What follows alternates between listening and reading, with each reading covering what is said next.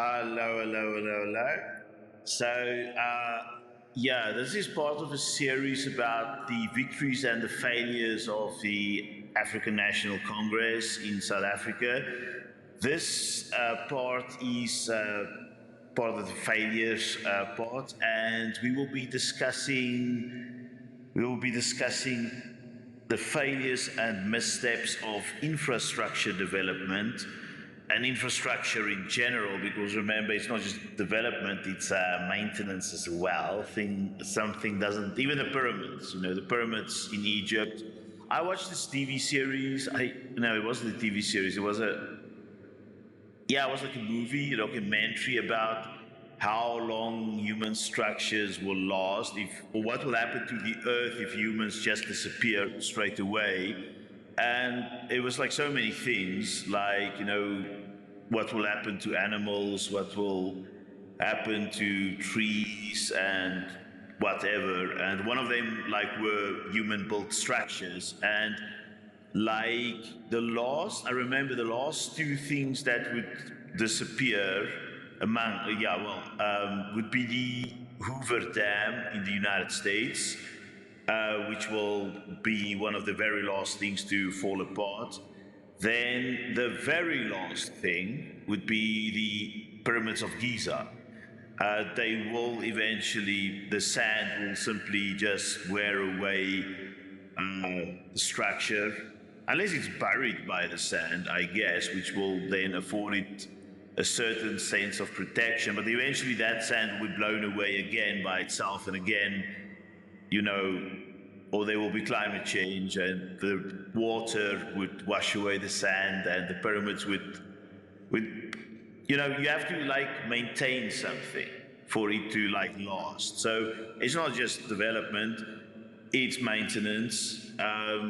Mostly, probably this video will be mostly about development, because remember, we're looking at the apartheid history, like where there was no development in certain areas, black areas, and I mean black including like South African, Indian, and mixed ethnicity versus white. So, like for these marginalized or disenfranchised groups, you now have to build new infrastructure.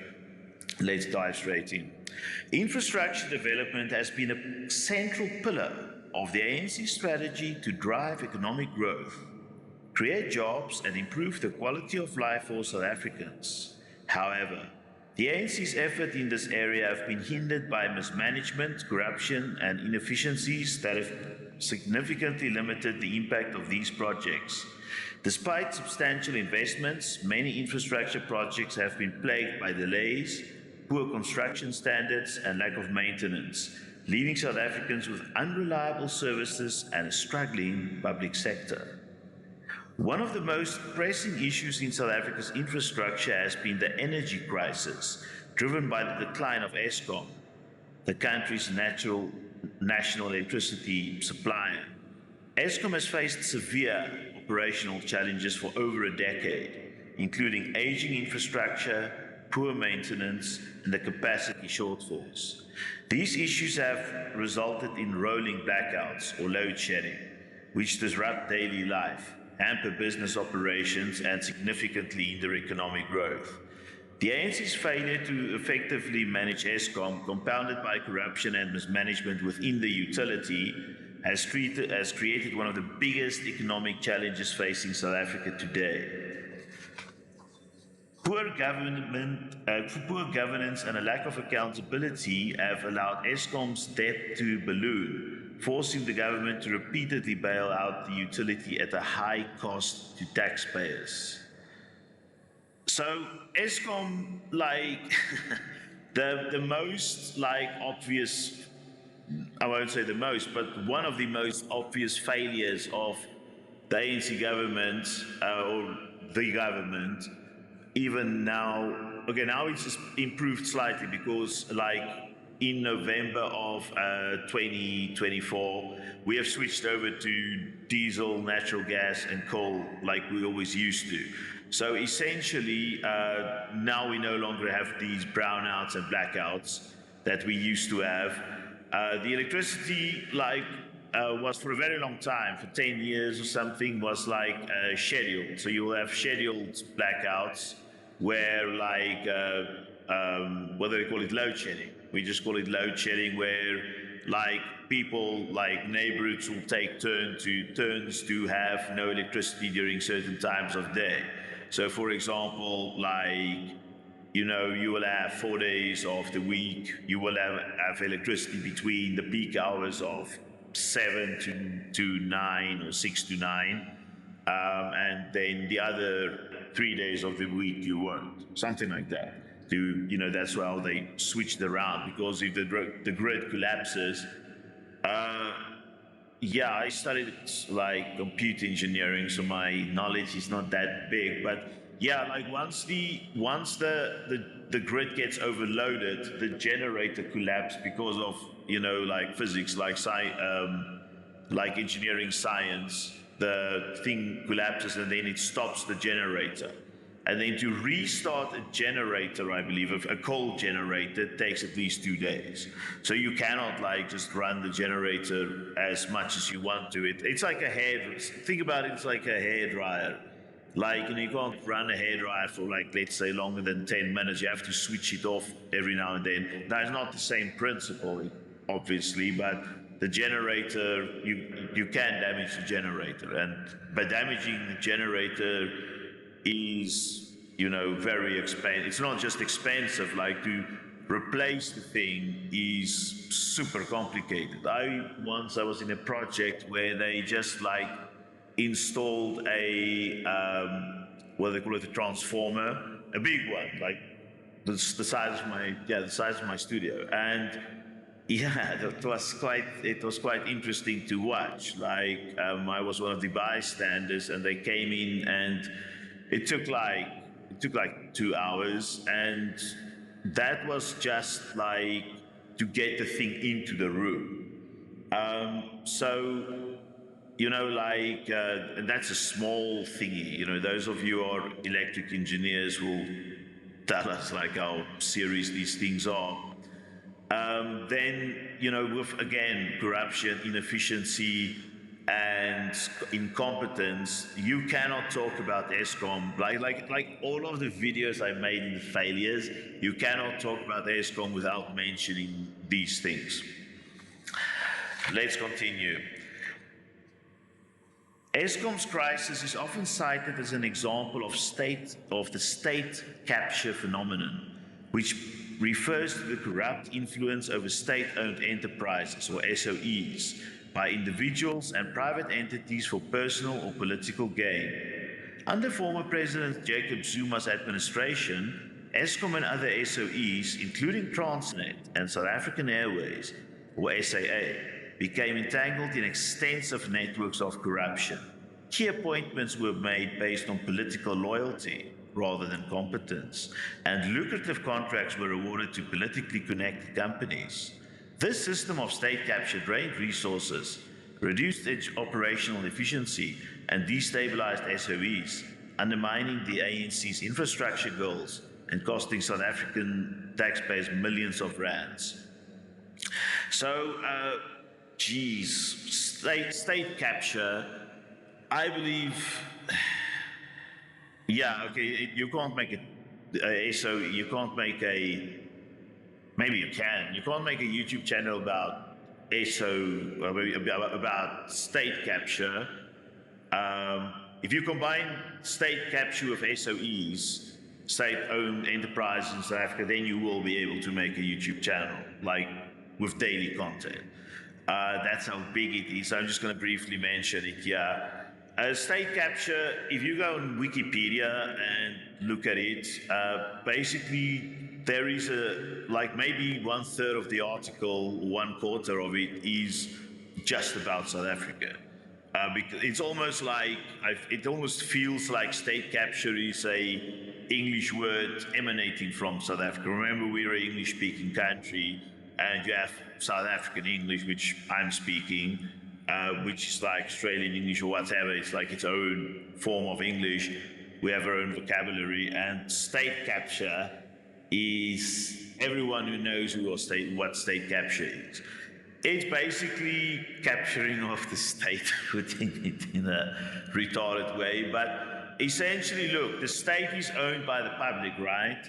So essentially, state capture means like some outside individual or group of individuals or organization or a government even comes in and they take control of a part of the state. They try to do so as clandestinely as possible, obviously, or else it will be rejected. And if they get caught out, they bring in all ways of like trying to fight it. Like, so the biggest form of state capture would be like under the government of President Jacob Zuma, where on my previous videos I referred to him as just Zuma, but I decided it's disrespectful. I no, if I say I do not like the man, it's maybe an understatement, but I will explain to you why. It's not because he slapped my mother or called me an idiot personally or whatever. It's for serious stuff, and I'm not the only one. That's why he was like, he fell. The Zuma must fall movement, and he was just like, he was impeached in parliament several times, and then his own party recalled him, the ANC, because this is actually ANC victory, just getting rid of Jacob Zuma. Jacob Zuma, enabled state capture, and although they may have, look, I have heard arguments, and there may be a very, very limited amount of validity to it that under the apartheid government there was state capture, like in the sense that there was not fair redistribution of resources. Under the neoliberal, like Thabo Mbeki, there was state capture in the sense that he privatized one or two things. No, there is a bit of validity to it, but it is nothing in comparison to what Jacob Zuma did. And when we look at state capture, one of the biggest, it goes across all the SOEs, so I'm not going to talk about all of them. I'm just going to talk about Eskom. So Eskom, for example, there's this one family that the most prominent group of people for state capture would have been, or is, the so-called Gupta family. They were a group of Indian nationals who moved to South Africa in the early 90s.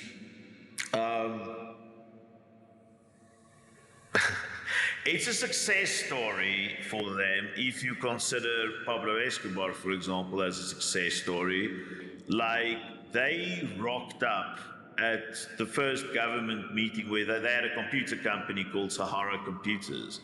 And they rocked up at the first government meeting in all three brothers. There's like three brothers. They rocked up in what's that legendary Toyota? It's a bit big for my taste, but it's like the Toyota Corolla, but the one bigger than that. Oh my word, how can I forget it? Was it the Sahara? No. What's like this Toyota, like an old Toyota. They rocked up at the government and they convinced them to allow them to use, to install their computers, to buy their computers. And they became then a service provider for the government. And there's nothing fishy about being like a foreign national and like doing business with the South African government. Maybe it's not ideal. Maybe you would want a citizen to do it, like simply to try to keep the money within the economy, within the country, as opposed to repatriating it to the UAE or India. And then they just started growing. They started growing like corn or sugarcane, like their company became massive. Like, they at one stage had like a television station. It first started with their own newspaper, because remember, people, when they started, and this is where I'm getting back to Eskom, they started providing the coal, okay? And at one stage, it looked like they were going to provide nuclear energy for us as well with the help of the Russians. And it looked like they were going to take over ESCOM, the state utility by itself. But when they started providing coal, like real dodgy coal, it was like coal of a low quality, and it was coal that they received by illegitimate means. Journalists started, not just one, multiple journalists started asking questions. And then I realized, oh, okay, this is what this Gupta family is up to. They're paying Jacob Zuma a huge amounts of money for this privilege of capturing the state. In other words, like taking over many functions of the state, like running the electric company. And when Jacob Zuma was charged with corruption, be patient, I will be doing a video about President Jacob Zuma because he's like a very significant person in South Africa. He was charged with, I don't know, 500 or 400 counts of corruption because remember, every time a payment is made into your account, which is a corrupt payment or a fraudulent a payment to support fraud, then it counts as a crime. Okay, so if he received a lump sum of, let's say, R1 million, okay, that would be one crime. But like instead, he would receive like lump sums, for example, of like 10,000 rands per transaction. So then he got all these small. So that's another problem I have with the ANC is the corruption was done in such a stupid way. Like they don't even know how to steal properly, never mind running the country. And that's why, we were lucky, I guess. Like because of their stupidity, they were caught out. And because of this, if you read the book How a Nation Failed, I'll keep on recommending this book until I die. Like, they mention state institutions. Like when a state institution gets so weakened, that's when a country starts failing. And we will continue about that soon.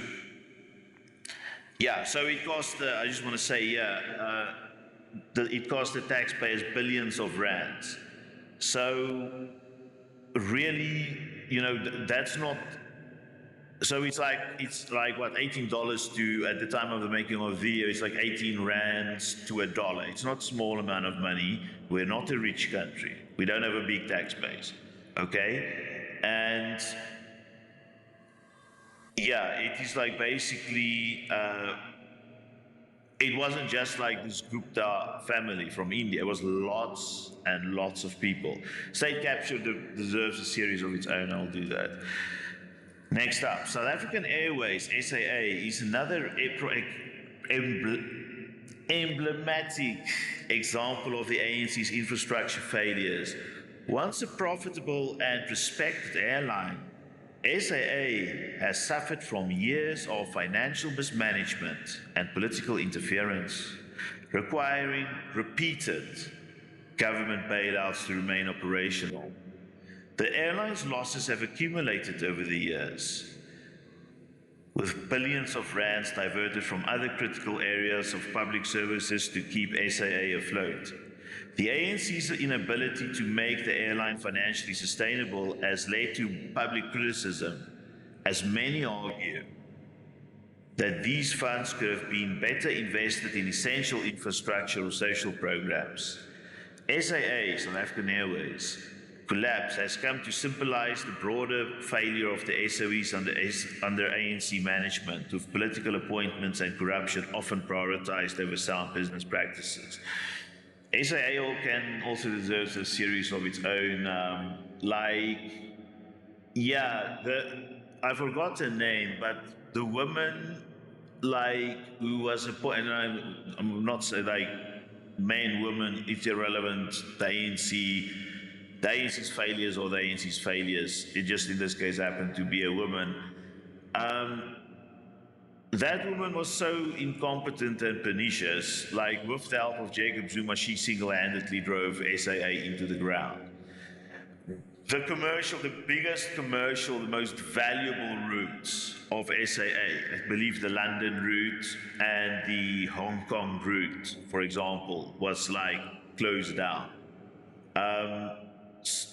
You know, losing such like big routes is ridiculous. And when it was still flying, I loved SAA. SAA was a fantastic airline. I fly it locally, I flew it internationally.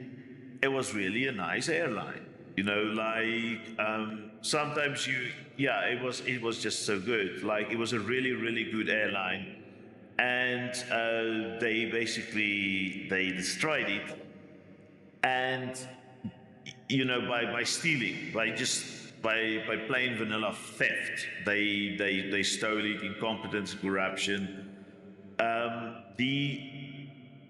Then they started bailing in house. And this is probably the worst thing they did because, you know, to keep the thing up and going, we, the South African taxpayer, paid so many bailouts to South African airlines. It's just not funny.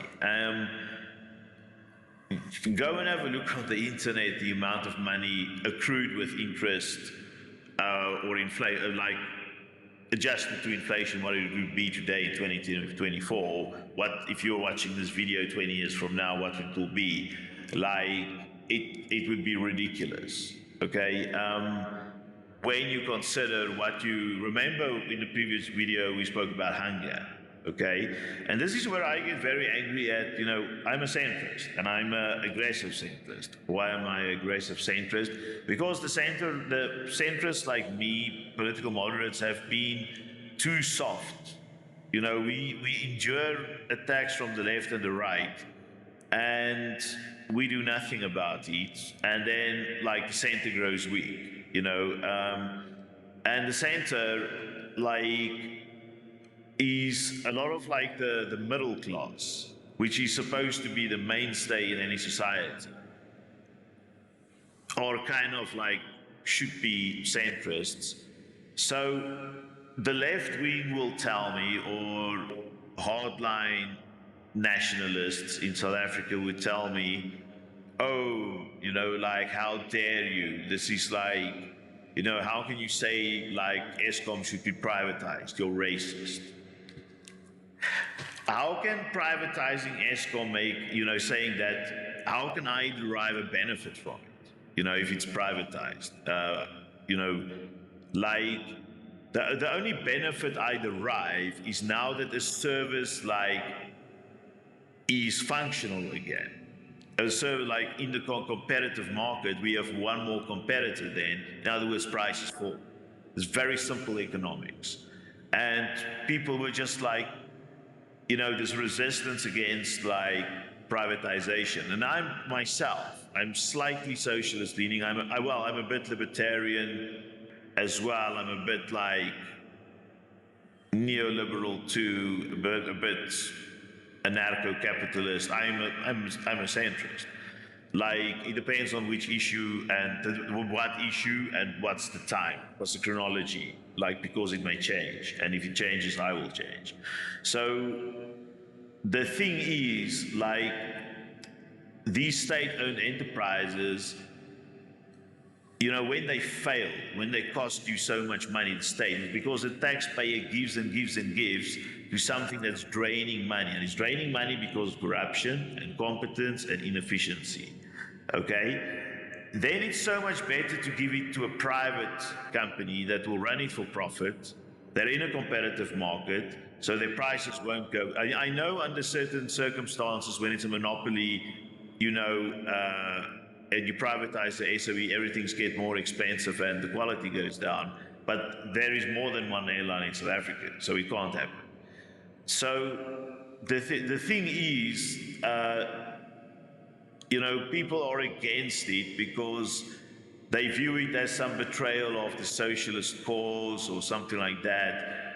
The problem is, yes, maybe it is a betrayal of the socialist cause, but why can't you get rid of like corruption, inefficiency, incompetence, and nepotism? Why can't you get rid of these things? Take these things away, and then we will discuss socialism.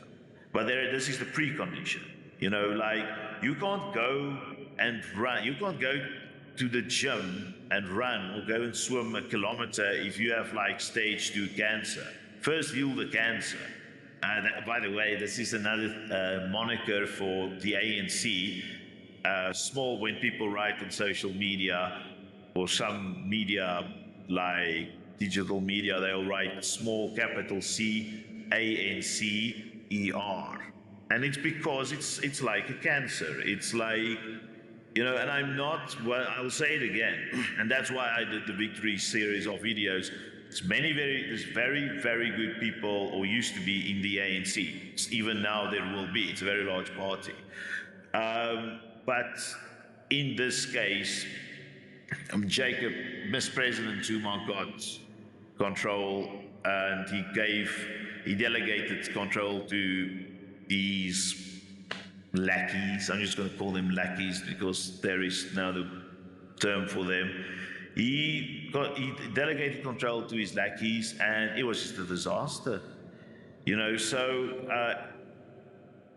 South African Airways is gone, and they could have sold it. You know, like people got so angry at Pravin Gordhan. And Pravin Gordhan is also a very imperfect person, but in the case of SAA, he was 100% correct. He wanted to privatize that piece of rubbish because it turned into a piece of rubbish. It was working, and then it became a piece of rubbish. He wanted to just freaking get rid of this unnecessary expense for the state. And people then called him all kinds of names, like they called him Yamnadas. Jamndas, which is like some derogatory word for South African Indians, because it's like Pravin Gordhan is like Minister Pravin Gordhan, the late Minister Pravin Gordhan is like an Indian South African. By the way, South Africa's got the second highest population of South Asians in the world, apart from like South Asia. We have the largest percentage. It's very prominent. I love it, by the way. I have dated some Indian women, and yeah, the cuisine is just so good. But in any case, to put it into context, so obviously when you get caught with this ridiculous amount of corruption, then what happens is that you need to, divert attention away, you know, like draw the attention away from what you are doing, you know, until the time you have laundered this money, it sits successfully in the Cayman Islands or Panama or Bermuda or London or Hong Kong or where the hell ever it is. You have like success. You first have to launder your money, like in the TV series Breaking Bad. You're not a successful criminal like Pablo Escobar or Felix Gallardo until you have laundered your money. Like those of you who have watched the TV series Blow with Johnny Depp, where he plays the role of George Young. He made a mistake in, laundering his money. The very sad thing is that President Jacob Zuma and these lackeys of him with the state capture, like the Gupta family, they very successfully laundered their money. Okay, well, I don't know, and this is very allegedly, I don't have proof that Jacob Zuma laundered money. The current president, there's also allegations that he has laundered money. I want to investigate money laundering in South Africa, see who are the bad boys. But the corruption has been done, alleged money laundering. You won't know until, well, President Jacob Zuma's son has a house in the UAE. The guy is very young. It's very interesting that he's such a huge prodigy of mankind to achieve to buy a mansion at such a young age. Not many people get to do it, right? The guy must be like a young Elon Musk. Okay, that's South African Airways. The Expanded Public Works Program, or EPWP, a flagship ANC initiative aimed at creating jobs through public infrastructure projects, has also fallen short of its objectives. While the EPWP was intended to provide short-term employment opportunities for the unemployed, the program has faced significant challenges. Reports of nepotism, corruption, and inefficiencies have marred the EPWP, with allegations that job opportunities are often allocated based on political connections than need. Additionally, many EPWP jobs are short-term and low-wage, provided limited economic stability and skill development for participants. This has undermined the program's impact on poverty alleviation, leaving many South Africans frustrated with the ANC's ability to deliver meaningful job opportunities through infrastructure projects. So yeah, that's like, economics 101. When there's unemployment, you expand the state. But like, I have seen such huge incompetence, like in the state, like when you go to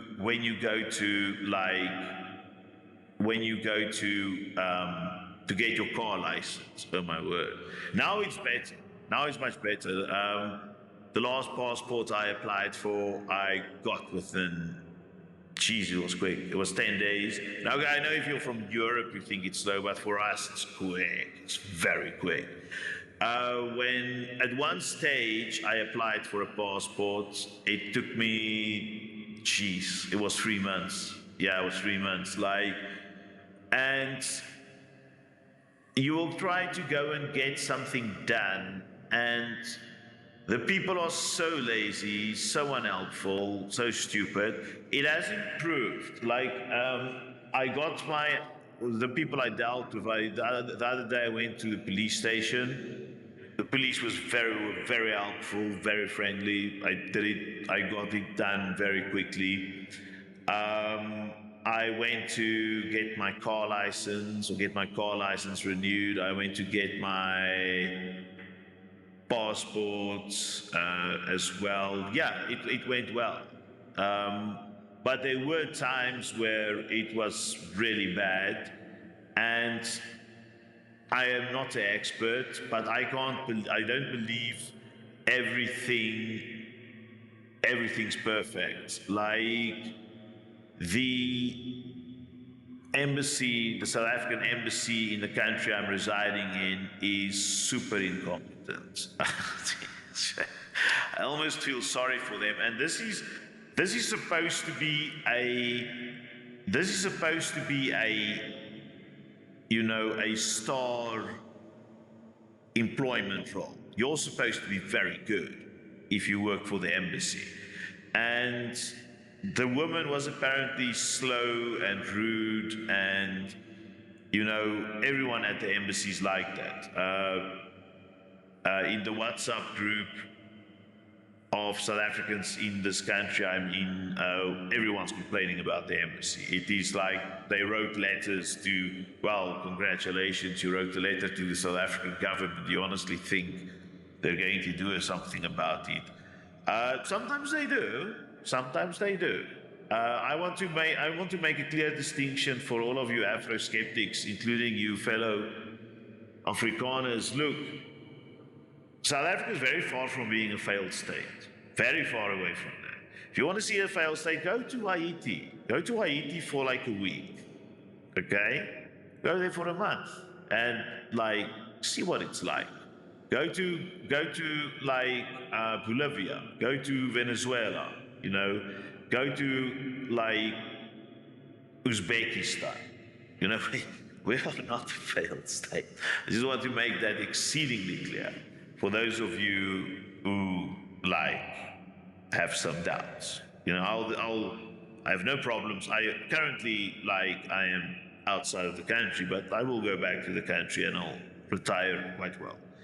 But yeah, okay, I probably won't use the South African Airlines, and I will probably the electricity issue will be fixed by that time because the government became very unpopular because of it, and now we're running coal, diesel, and oil, as I mentioned, natural gas, and eventually, people have already invested a lot into solar and wind.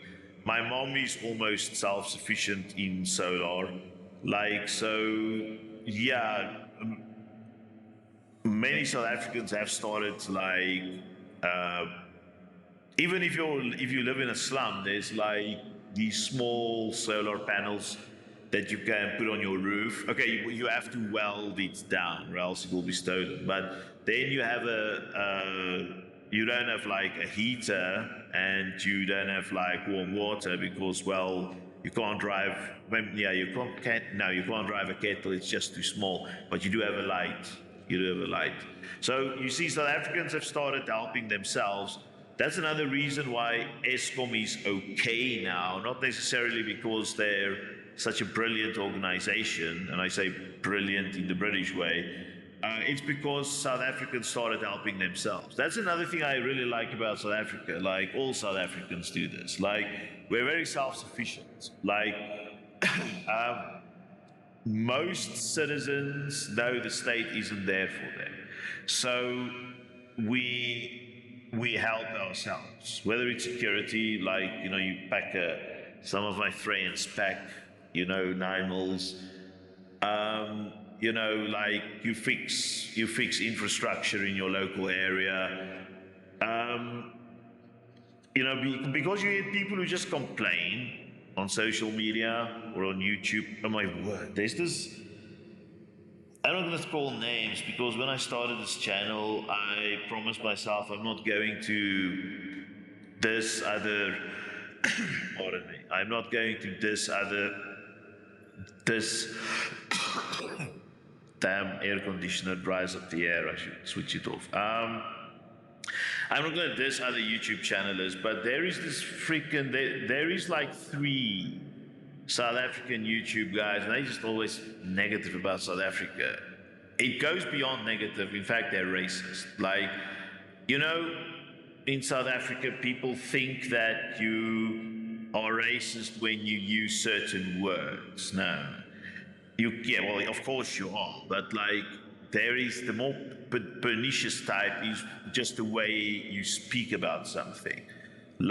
Some people may perceive this video as racist even, and maybe there is a fair point to it, okay? But you get people who are in hyperdrive trying to say the nastiest thing in the most polite way possible. Point 1, so they don't get sued. Point 2, that they want to display the maximum amount of hate,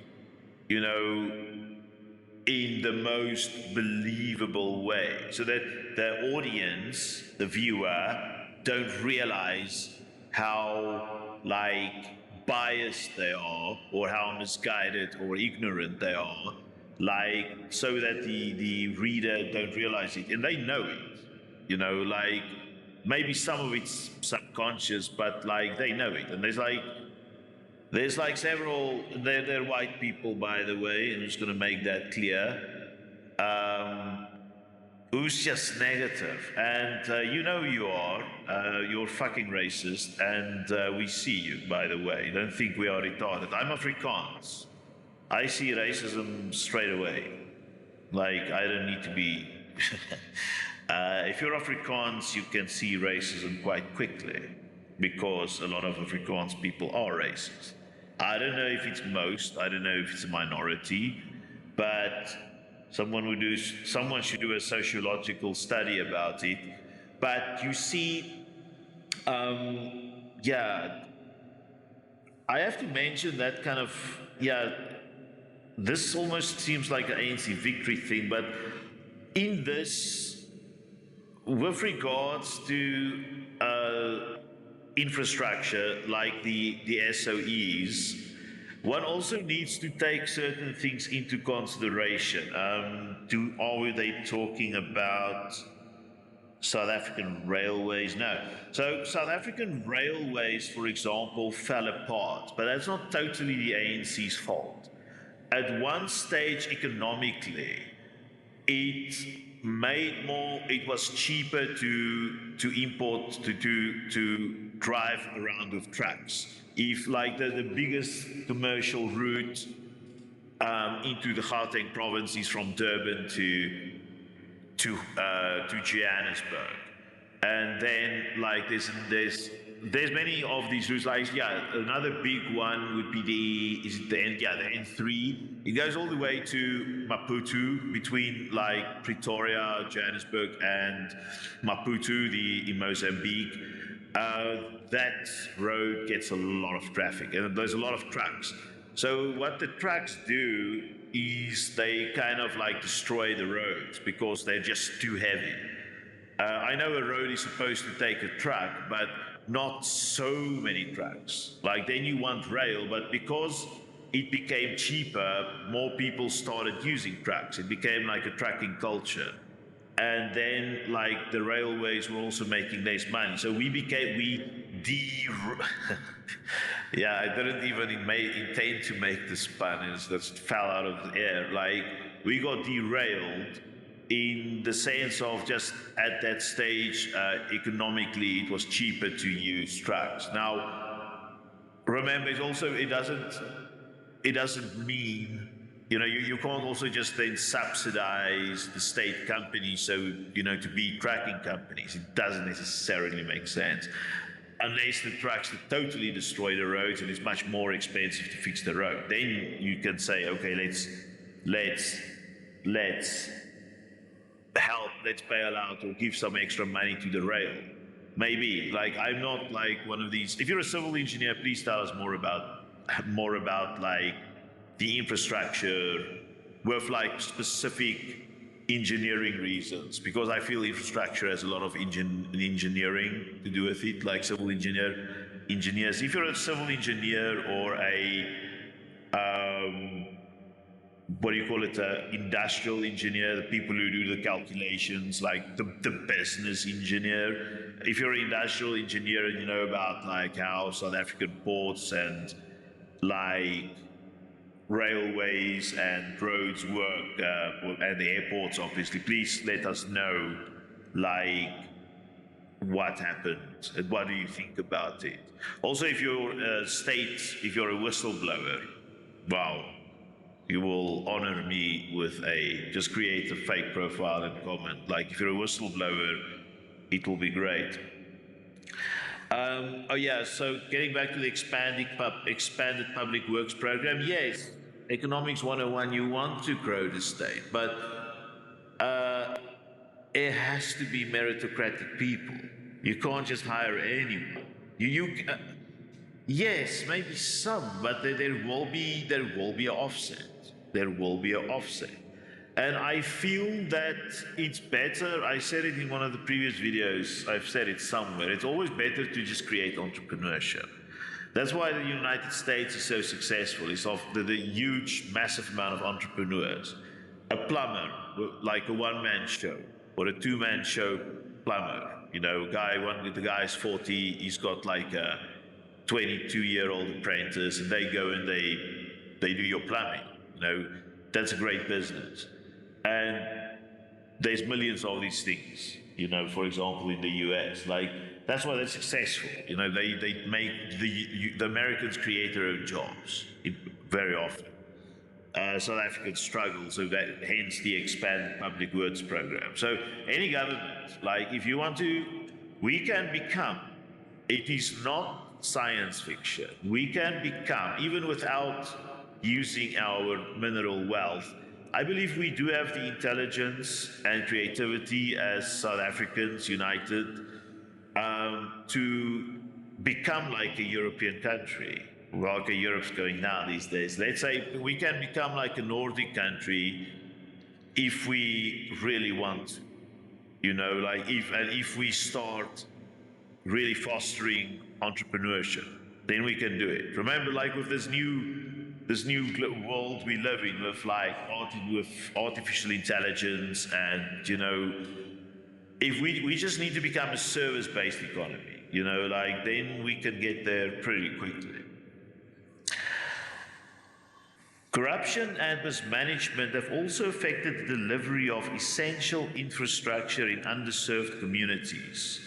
While the ANC pledged to provide clean water, sanitation, and electricity to all South Africans, these services remain inconsistent in many rural and disadvantaged areas. The water crisis in parts of South Africa has become particularly dire, with water shortages and infrastructure failures affecting millions. Corruption within municipal governments and water departments has led to the situation where funds meant for water infrastructure are frequently siphoned off, leaving pipelines and water treatment plants in disrepair. The ANC's liability to address these issues has led to growing frustrations as communities struggle without access to reliable and safe water resources. Yeah, this is another idea for you if you're a potential YouTube guy kind of person, freaking doing a video about water. Because South Africa's a dry country, and then if you mismanage it, there's so many stories. You can just like make a YouTube channel, every episode is episode about some story in some little town or a city or a suburb of a city, or a corruption scandal or incompetence scandal. Like we spoke about it, in the beginning of the video, maintenance, how important maintenance is. Like, it's not just about building new stuff, which there ain't either, but you have to maintain it. Like, I remember, like 20 years ago, 15 years, no, it was 20 years ago, I was still at school. No, it was 25 years ago. I'm old. It was like I was young. Yeah, I'm pretty old. You could probably see from my beard. So I remember we were at, no, wait, I was in university. I was like 22. Essentially, like, there was this massive rainstorm, and our pipes, I'm from the East Rand in South Africa, our pipes, hence my accent, like, it's just, if you're from the East Rand and you're Afrikaans, you have a specific accent. I have that accent. Like, it's very rough. It's like if you're English, it's something like the Australian accent or an Alabama accent or an Ozark accent. It's that kind of like, it's got that kind of vibe. I know it doesn't sound the same, obviously, but it's the same kind of vibe for another, South African who listens to my accent. But essentially, what happened is in my suburb, the pipes got filled by sand, over years. They got just filled by sand, not mud, just sand. And it filled up. And one day there was this massive, like a deluge. We get that in my province, Gauteng. That's one of the coolest things of Gauteng, by the way. Like, so South Africa, on the Gauteng is, I don't know how the thing would look like on the screen, but Gauteng's here, then the Indian Ocean is here. But between the Indian Ocean and Gauteng, there's like this ridge of mountains. It's flat, tropical. Then the mountain ridge, and then it's flat again. It becomes like grassland, like the steppes or the pampas in Argentina. But it's still like the air coming over is still this hot, wet Indian Ocean air. So the Indian Ocean air comes over during summer, and it leaves these big thunderstorms, high energy air, and the rain comes pouring down for 2 hours, usually about the weather is changing now these days everywhere, but usually for about 2 hours, it will rain, it'll be thunder and lightning, it'll be insane. You have to, like, if you live in Gauteng, one of the first things you learn as a child is to unplug the electric devices in your house. Even if you have like fancy, like, you know, what do you call it? Even if you have like lighting protectors, some instruments you should rather plug out, because even remember the lightning protector, you need to kind of have a German-made lightning protector if you're going to keep your device plugged in during a proper thunderstorm in South Africa. That's how hectic it is. So this rain came down, and it like, flooded my neighborhood. Like, luckily my house, like because my dad knew this stuff may happen because it's like a lying area. So he chose to buy our house like in the highest point of this area. So like we and like maybe 100 or 50 other homes were not affected, but freaking everyone around us were affected. Like I remember I went down to it's not like a creek, even as the Americans know it. So I was dry. It's just like this stream of water. It's very small, but then it weren't small. Like I went like within 300, 400 meters of this thing, and the water were up to my knees. That's how big it was. And it's because the stupid ANC leader of this province and his ANC employee, the cadre, I'm going to talk about cadreism. It's just so pernicious. Like, they just freaking didn't clean the sand out of the pipes, you see. So, yes, this expanded public works program, I'm very, very skeptical about it. And talking further about water, like the pipelines have to be maintained, or else all kinds of nonsense can get into it. Like, for example, the water lines often like follow each other. If you're a civil engineer, please correct me if I'm wrong. South African one, I don't know how it works in other countries, but sewage pipes may be near the water line, then the sewage pipe will break, and no one will really notice because it will just seep into the ground. It may be smelly around the area, but it doesn't inherently bother people. That's why it don't get fixed. But then the water pipe may break like close to it for maybe a year or two later because of the same reason. Maybe the earth moved over the last 10 years and no one paid attention, and now that sewage gets into the fresh water. And I've heard stories of maggots, like news reports, not from my friends, news reports of maggots coming out of taps. That's like what you see in these American horror movies. You open the tap and it's like maggots and coming out. Mud is super common. Okay, look, it's not as bad. It's never happened to like me, and I've stayed in many places. But like, it has happened to many people, especially, once again, we're getting back to structural spaces, apartheid spaces. If you live in a slum, it's common, there can be water pollution. And then obviously if sewage gets into water, you get it becomes a breeding ground for cholera, dysentery, these kinds of things. Under apartheid, and this is not like apartheid, what do you call it, nostalgia. It's just that they eradicated cholera in the 50s or something, and then 10 years ago we had our first cholera case again. And it was not because of illegal immigrant, it's just the disease appeared because it's a freaking virus, and viruses will thrive in environments that's conductive for them. And then, okay, that's fresh water with the assumption that there is water. That's with fresh water getting infected.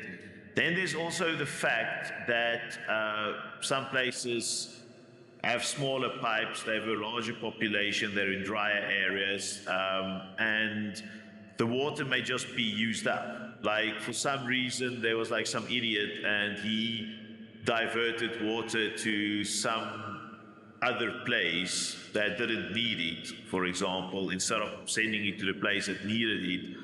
Or like, someone stole the water, put in an illegal connection, or some farmer used too much of it, like either by accident or on purpose, whatever the situation may be, or like just lack of rain. Lack of rain. That's the biggest problem, actually. And that's why if you're South African, there is this spiritual connection all South Africans have with rain. It's like my grandmother would read Bible. She would read the Bible when it started raining. Not because she was scared of a flood. She read the Bible because she was thankful for the rain. She saw it as providence from God. Now, I'm not going to go into the religious conversation, but it's just to show you how thankful South Africans are for rain, because it's our lifeblood. Go and look on a map, of what do you call it, the satellite map, and you'll see Africa's green, except for the northern part, the Sahel, and South Africa, and Namibia, and a bit of Botswana. That's like dry. So when you have water, you really need, when you collect it, especially in the southwest, where Cape Town is, you really need to do a good job collecting the water, so it won't get wasted. So Cape Town, okay, this is veering away from the ANC into the Democratic Alliance. That's the opposition party's area. Under their watch, Cape Town, for example, the fourth or the third biggest city. Johannesburg is the biggest, then Pretoria, then Cape Town. I don't know. I'll do a series on South African cities. But in any case, Cape Town ran out of water. And it was on the DA's watch. And it was because of the rain. The rain, because that side, the west, gets rain from the Atlantic. So that's just, because that Atlantic is cold, there's less rain. Still, the Cape Town ran dry under their watch. So it's just to show you that in South Africa, no matter who the political party is, we just have a general lack of competence, I guess. And look, I'm preaching. I don't know how to solve this problem. I'm not an expert. It's just, for me, water though is very, very, very concerning, in the sense that this is the lifeblood. You can stand being cut off from electricity for, multiple years, but you cannot live literally without water. If you're a doctor, please tell us how long you can live without water. Is it 3 days? Is it a week? Depending on the weather, obviously, but you can't. I will be able to live long without water because of my fat reserve. But if you've got an 8% body fat reserve, you're not going to live very long without water. Transportation infrastructure has also faced significant setbacks. While the ANC invested in projects like the Gautrain, which served Johannesburg and Pretoria, broader improvements to the national transportation network have lagged. Roads in rural and disadvantaged areas remain poorly maintained, making it difficult for communities to access essential services or economic opportunities.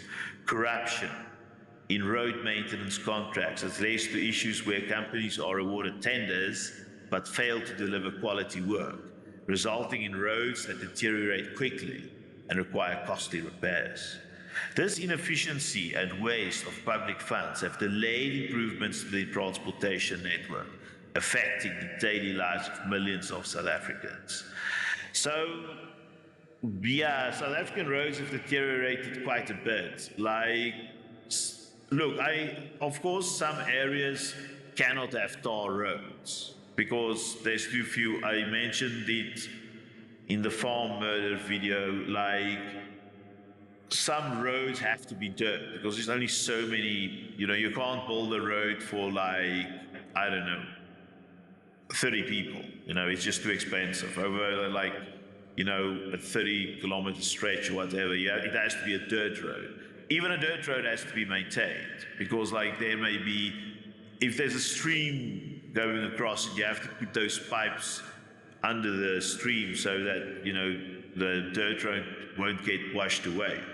And the roads, the maintenance, there's a lot of potholes. Potholes has been a political issue for decades. And it's potholes, they call potholes in South Africa white people's problems. And it is, to an extent, it's usually white people, it's usually white women over the age of 60 who complain about potholes. Everyone complains about potholes, but it's usually them. I'm just saying. If you look at social media and the friends of my mother, including my mother, that seem, I don't know why they're so concerned about potholes. Look, you shouldn't have potholes, but to put it into context, that's not, a pothole should be a concern for everyone. Because we have something in South Africa called minibus taxis. So it's a taxi, but it's a minibus. And those things would be at so-called taxi ranks.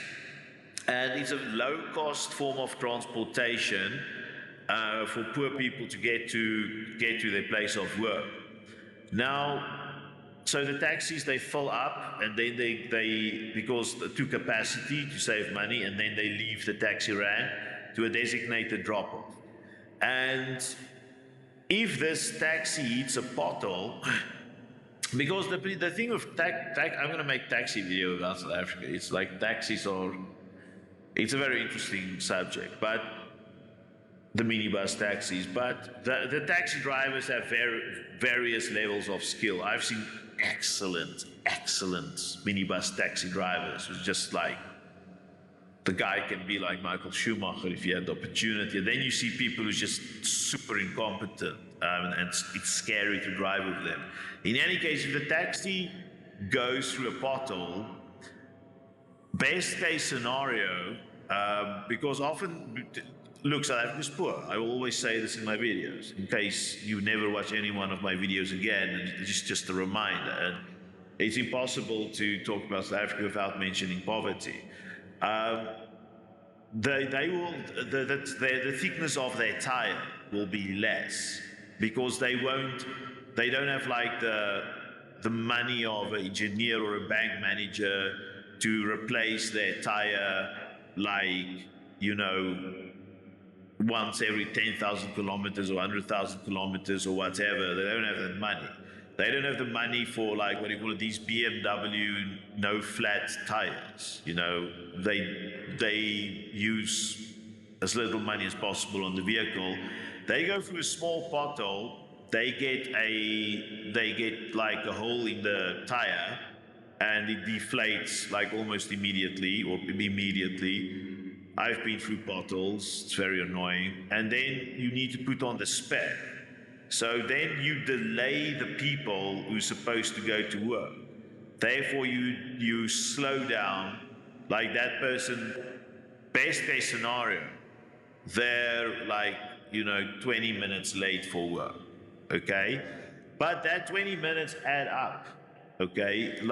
If they have to work at a supermarket, and although the bosses will understand, if you're going to nail your employees every time because they're late because of a pothole, you're a retarded boss, because the things are there. But these potholes then retard the entire economy. Like, worst case scenario, the taxi driver doesn't have a spare, because like last week he lost his tire because of a pothole. Now, now he loses income as well. When the taxi isn't running, people, there's fewer taxis. People have to wait in longer queues. The taxis go up and down all the time, but still now there's the link is smaller, or it's more slower. And now people have to wait. They can be late for work, and potholes is it's a universal problem. It's not a white person's problem, although it seems that way. It's not. It's everybody's problem. And they can be. Some of them get so big. There is pictures that you can find on the internet of people sitting in the pothole taking a bath. They said, well, they're just for the joke, obviously. No one wants to take a bath in a pothole, but someone will put on their swimming costume and just sit in the pothole so that you can see how big it is. It's big enough for a human to sit in. Like it won't cover a large part of your body, the water. That thing can actually kill you. If you drive 60 kilometers an hour into that freaking hole, it may kill you, you see. So it's pretty serious. And if the pothole becomes like that pothole, if that becomes bad enough, you have to remove the entire stretch of road for that piece of stretch. You can no longer fit. You can no longer stitch the pothole or fill it up and fix it. Like the entire road has become compromised in that section. So you have to scrape all of the tar off, the remaining tar, put back the foundation of gravel, and then put the tar back again. Extra money. What happens if you fix a pothole? One lane is open of the road. It delays people to get to work. It delays people to get to clients. It delays ambulances. You name it, it happens. So, South African roads have, South African drivers are very selfish, and aggressive, but there's a high death toll on South African roads, and a lot of it has to do with infrastructure. Digital infrastructure, another key component of modern development, has also been slow to progress under ANC leadership.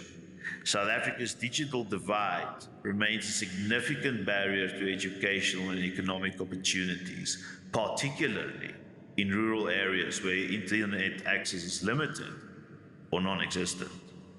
Although the ANC has introduced initiatives like the South African Connect program to extend broadband access, progress has been slow, and many communities still lack reliable connectivity.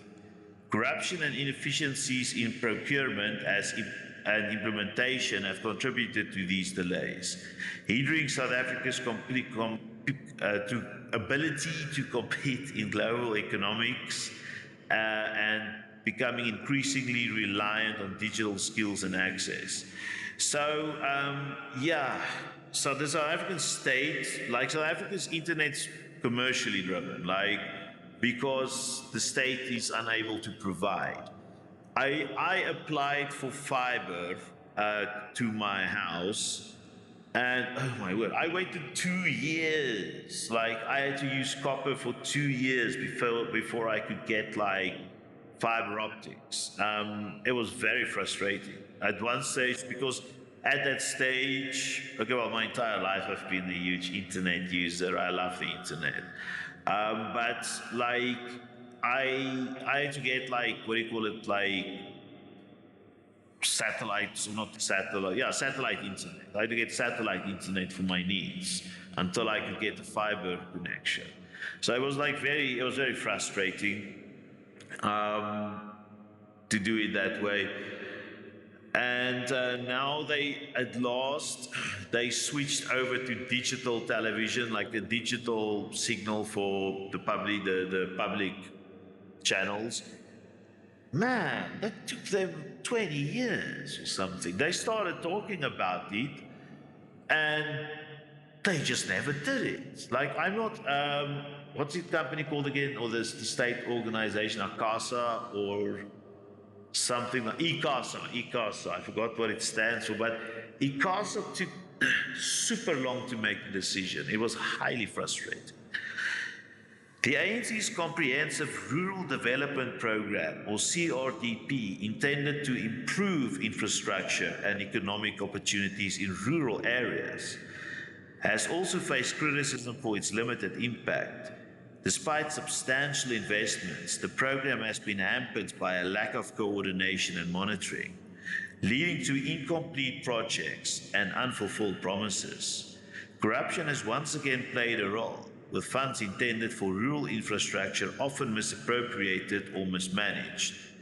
This has led to frustration in rural communities where the residents feel neglected and marginalized, perpetuating the historical inequalities that the ANC initially sought to address.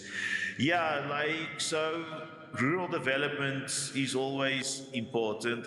I'm a very strong adherent of rural development, simply because, like, the rural areas are very, very important. It's where, like, food gets made or food gets harvested from or whatever. And it's also it's just better to live in the countryside for your health. And cities have become too big. I live in a city of like 15 million people. And, it can get stressful, like, it's not fun. And for me, like, South Africa, a lot of, like, the problems will be solved if people can move to rural areas. The sense of community will be better. People will get to know each other better if they stay in villages or very small towns. And then security will be enhanced, air will be fresher, the food you eat will be better. But to have this, you have to develop the rural area. There has to be water, electricity, and internet. Now, I know, like, some of you will argue with me, yeah, it will cost too much, but look, you don't have to do everything. You can just have, like, a rain catchment area, like your own little dam, put, like, rain catchers on roofs. You can just, like, make a pit latrine, I probably spoke about pit latrines in the other video on, the schooling education. Nothing wrong with a pit latrine, just do it properly.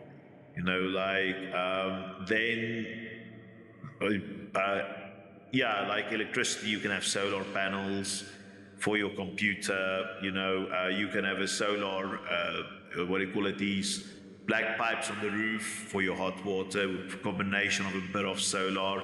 There's a lot of things you can do, like, yourself. The government only needs to build a road, have a clinic, and a police station. Those three things. And you can give the police and the people at the clinic, by the way, as well, you can give them dual training as being firefighters.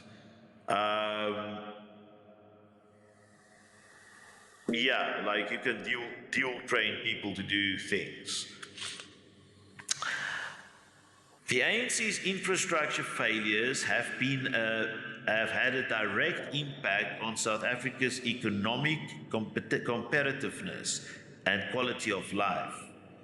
Reliable infrastructure is essential for business development, job creation, and attracting foreign investment. But South Africa's deteriorating infrastructure has made it increasingly difficult for businesses to operate and grow. Load shedding, water shortages, and unreliable transportation systems have deterred potential investors, limiting the country's economic potential. The ANC's inability to manage and maintain infrastructure effectively has contributed to a stagnant economy with low growth and high unemployment becoming persistent issues. So, you see, This is probably the biggest thing, is business, local and international. Local businesses have problems operating, especially with the load shedding. There were so many stories in the news with the electric load shedding. One of my friends is a restaurateur, and her business lost a lot of money of food going bad. She would lose like 20,000 rand one go just because the fridge broke and the meat goes bad. And people who are then like super reliant on electricity, certain businesses, now you have to buy a generator. And you have to buy petrol for the generator. The petrol's expensive, the diesel. The diesel for the generator is expensive. Generator has to be maintained. Generator also needs a spare battery, one of these Tesla batteries, the mofos, like not a small battery. It needs that. Some of these generators can be big. If it's a small generator, you have to secure it because there's like a possibility that someone may steal it. You have to weld it down or build a cage around it or something like that, or put it in the top of your house with a chimney for the exhaust. With the assumption that they don't break through your roof. I mentioned it, like in South Africa, if you want to be really secure, you have to secure your roof too, because we don't build like the Americans or the Europeans multi-stories. Oh, wait, you Americans don't do it really either, except if you live in the cities, the 7 cities. But we build flats, so it's not too difficult to get onto a roof and break in. People will steal the generators, and that's like in the middle. So if you're middle class, it's easy to secure your generator if you're a big business or if you're a rich person. But if you're a poor person, if you live in the slums, you can't secure your generator. It's too difficult. Like, you can't keep it inside of we call it a shack, like a corrugated metal, like little house. You can't keep it in there. It's dangerous and it's big and it's heavy, like especially if you're a grandmother, if you're like 70 years old, you can't carry that thing in and out. It won't work. And it's noisy. You can't keep it inside the house.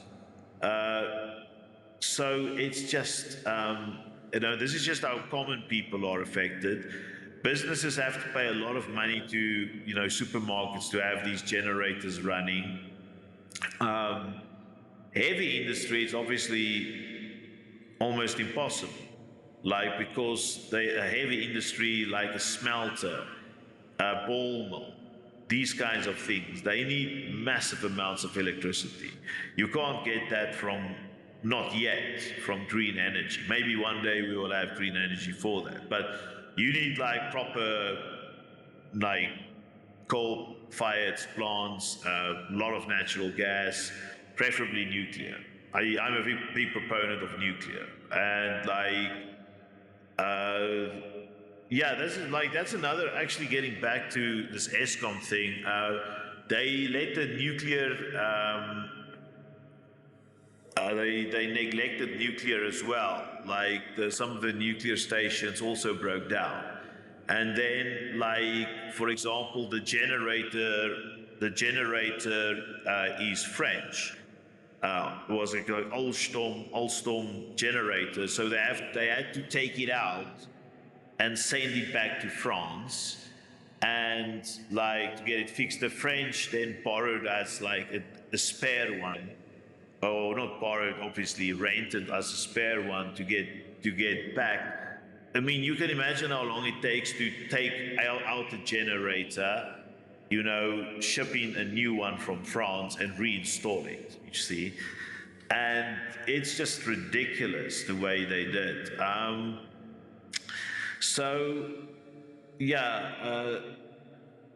We made, and I'm going to say we, even although I never voted for the ANC, but look, civil society has its role to play. You know, like, let's say if everyone, you know, like goes to their council, you know, which would probably be an ANC person because they're the biggest party, and tell them, you know, face to face, in a civil way, don't terrorize the person or something, like, or they never mind their children or wife or husband, like, just tell them, like, man, you know, this is frustrating. You know, like, I'm losing money. My food went bad yesterday. I drove through a pothole. Like, freaking, I've got no electricity today in my township. It's dangerous. I cannot walk out at night. You know, we don't have homes to live in, proper brick homes. If a tornado comes, we all die.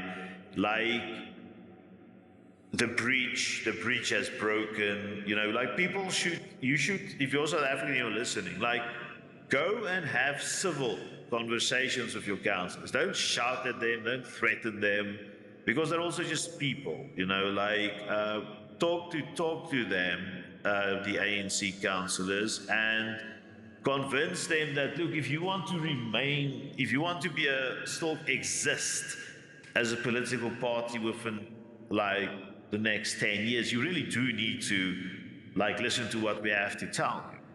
And, you know, my opinion isn't the only opinion. And there may be many different ideas about how to solve a problem, but the problem has to be solved. So, yes, ANC, please fix the infrastructure. You'll see, ANC, that if you fix these things, you will get more votes. People believe in you. We spoke about it in the victories video. People do still believe in you. There is room for redemption, you see. But you do need to start redeeming yourself. Now, I know, like, now, November 2024, you are in a coalition of the DA. It may be more difficult because they pull right, you pull left, but still, it can be done. It's like a marriage between a man and a wife. You know, like, here and there's difficulties, but it works out. So that's all I want to say for today. Thank you very much for listening to me, and let's hope South Africa's infrastructure problems get solved. If you are an engineer, please give us some ideas about the cheapest, most effective way and efficient way to solve our infrastructure problems. What is the highest priority? What's the lowest priority? And why? And what we can do. Maybe you have a brilliant idea and someone may watch this video and read the comment. If your comment is good enough, I will make a video about your comment and pump it out. Like, you know, let's try to fix it. Okay? Right. Thank you. Bye-bye.